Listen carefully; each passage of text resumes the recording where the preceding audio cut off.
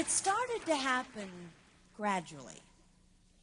I would walk into a room and say something, and no one would notice.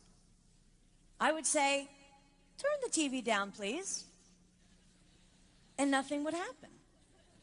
So I would get louder. "Turn the TV down, please." Finally, I would have to go over and turn the TV down myself. And then I started to notice it elsewhere. My husband and I had been at a party for about 3 hours, and I was ready to go. I looked over, and he was talking to a friend from work, and I walked over, and he kept right on talking. He didn't even turn toward me. That's when I started to put it together. He can't see me.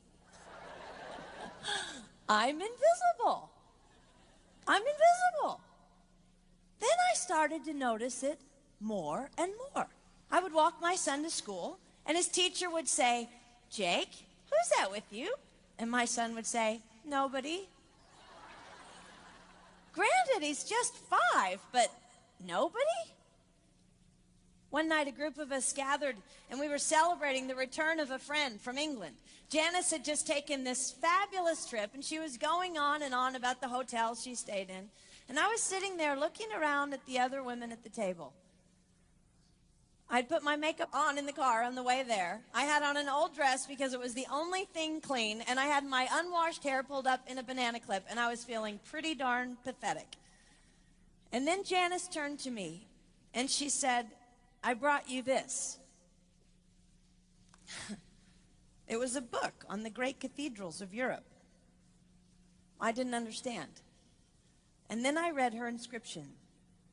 She wrote, "With admiration for the greatness of what you are building when no one sees."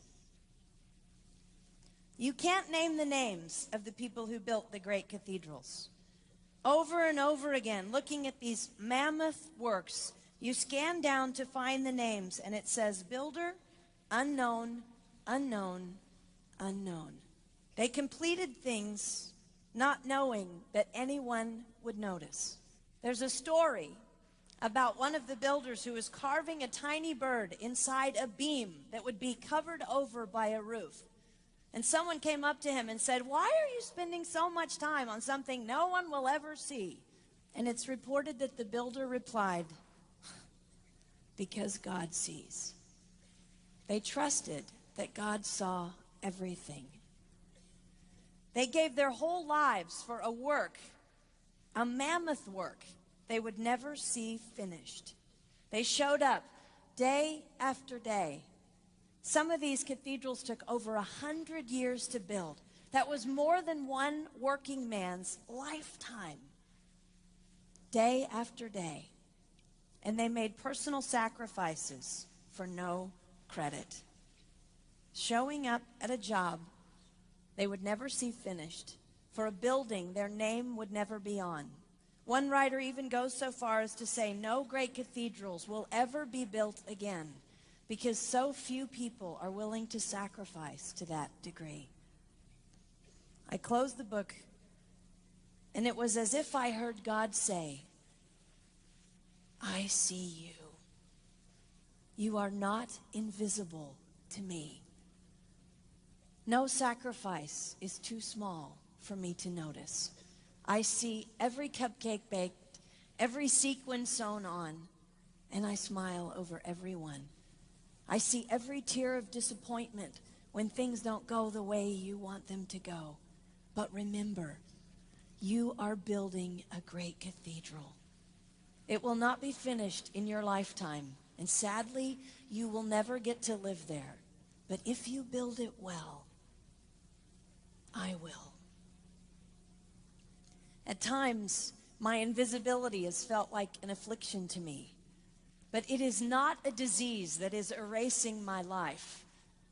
It is the cure for the disease of self-centeredness.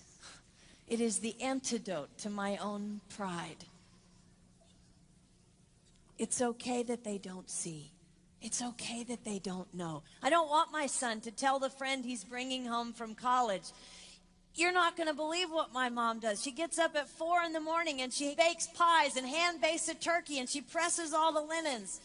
Even if I do all those things, I don't want him to say that. I want him to want to come home. And secondly, I want him to say to his friend, you're going to love it there. It's okay that they don't see. We don't work for them. We work for him. We sacrifice for him. They will never see. Not if we do it right. Not if we do it well. Let's pray that our work will stand as a monument to an even greater God.